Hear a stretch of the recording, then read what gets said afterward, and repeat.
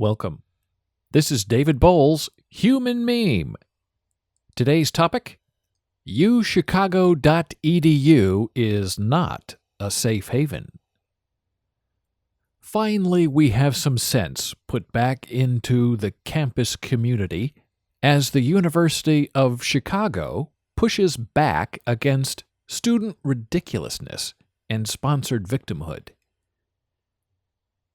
College campuses are dangerous places for thoughts and threats to wisdom and to what we think we know. We need to encourage more treachery and anarchy and wildness of thought on campus, even though many students and parents want the college experience to be an infant's crib and not the roughshod measure of moral duty. I wrote about this problem in 2014 in bolesblogs.com in a story called Microaggressions, Microassaults, Micro-Insults, and Micro-Invalidations. Here's part of that article. Growing up in the Midwest, you are actually kept in check and corralled by microaggressions, all in the name of right living and proper behavior. The assault is indirect, but effective, and the after-lingerings become active pains as they slowly and loudly ache upon each other. That's gay. You're not wearing that. That's one way of doing it. Are your clothes a little tight? Bless your heart. At least you tried. Do you recognize any of those microaggressive put-downs? They are indirect, passive-aggressive, critical, and they only have one intention: to wound the listener. It's just that sort of nasty, non-transparent aggression that malforms many young kids into pools of messed-up emotions. That was part of the article, but please take note to understand the difference between being picked on and not allowing any sort of free exchange of ideas to move forward. Microaggressions are personalized and not institutionalized. There's a big difference between what I wrote 2 years ago and what the University of Chicago is trying to do now. In 2007, I wrote about the then Iranian president who was invited to speak on the campus of Columbia University. The title of the article in bolesblogs.com was "The Moral Obligation to Listen." At the time, there were calls on campus for the president to be silenced and disinvited from speaking. Here's part of that article. I prefer to know the intent and purpose of those who claim to be my sworn enemy, rather than guessing their game and making up convenient lies against political enemies that will later take us to war. The line between madman and liar is drawn by those on each side of the chasm of human expression, and it is during that act of carving when nations begin to budge on the boundaries and press unwanted participation in nation building. And the unfortunate result is always much more bloody and real than just listening. Along the same lines, in 2008, I wrote "Nebraska Cancels Bill Ayers." Now, Bill Ayers was one of the weathermen, a local United States terrorist bomber from the 1960s, reformed, doing well in life. He'd been invited to speak at the University of Nebraska-Lincoln, and then the university canceled his appearance when students and benefactors alike complained. Here's what I wrote. UNL is teaching that only the past matters. Ongoing deeds are moot. There is no such thing as moral or academic redemption. You are only your history. Your future does not matter. William Ayers is presently a distinguished member of the faculty at the University of Illinois, Chicago. Yet he is not good enough to step foot on campus at UNL and speak? Preposterous! UNL is teaching students that money matters more than intellectual freedom.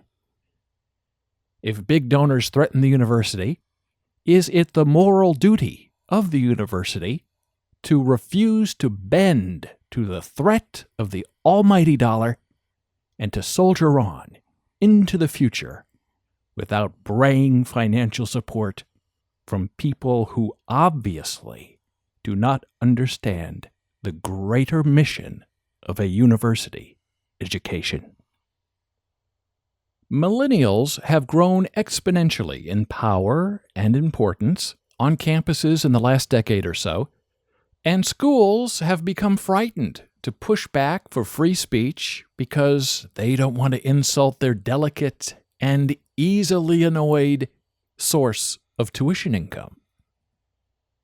Any sort of message or thought that was out of the non-hyperbolic mainstream was considered to be impractical heresy against the safe spaces ideal that the cowards of the campus were trying to implement.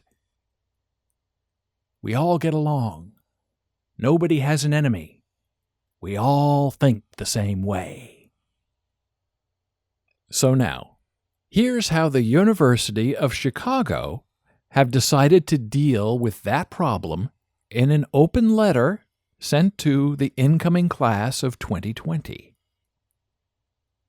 Our commitment to academic freedom means that we do not support so-called trigger warnings. We do not cancel invited speakers because their topics might prove controversial. And we do not condone the creation of intellectual safe spaces where individuals can retreat from ideas and perspectives at odds with their own. Like Bill Ayers, canceled on the campus of the University of Nebraska, that new University of Chicago policy was inspired by a similarly canceled conservative speaker who was supposed to make an appearance on campus last year and didn't because of the faux outrage surrounding the presentation. The University of Chicago goes even deeper in this declaration, and it is posted on their new website, freeexpression.uChicago.edu. And here's the best part. In a word, the university's fundamental commitment is to the principle that debate or deliberation may not be suppressed because the ideas put forth are thought by some, or even by most, of the members of the university community to be offensive, unwise, immoral, or wrong-headed. It is for the individual members of the university community, not for the university as an institution, to make those judgments for themselves, and to act on those judgments not by seeking to suppress speech, but by openly and vigorously contesting the ideas that they oppose. Indeed, fostering the ability of members of the university community to engage in such debate and deliberation in an effective and responsible manner is an essential part of the university's educational mission. Here's a bit of my experience from teaching directly in the classroom. Now, there are some students who want to exploit the difference between being offended and insulted. So I would kind of say, well, insulted is good. It means your values are being tested, and being offended is bad because it means a commonly shared community value has been violated. At least that's how I sort of chose to define those terms during the course of my teaching. Insult good, offended bad. And I would tell them to, hey, let me know if you've been offended, even though there was really no difference at all between either ideal. However, there were always some students who were immediately offended by everything. All the killing and blood in Shakespeare, the tone of my lecture, the viewpoints of other students.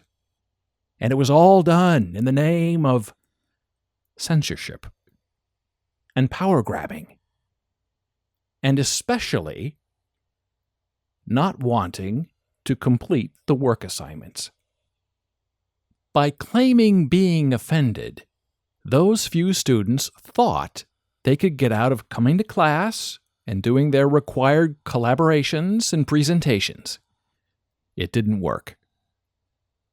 But they saw what they thought was a weakness and tried to exploit it. And then they claimed righteous indignation when they still had to come to class and do the work anyway. That sort of student who is looking for a way out and not a way in are exhausting. To me, to the University of Nebraska-Lincoln, to Columbia University, and to the University of Chicago, and we must all take a stand against their narrow views of the world. Many students don't know enough yet about anything to be offended or insulted or complimented or loved, because that's why they're in school. To get complete exposure to the wild world around them. And we cannot protect students from themselves or from the mind of another person. Thoughts are always meant to be free, but not all actions are allowable. And teaching and knowing and practicing the differences between all of it is how we grow intellect and develop moral character in a community.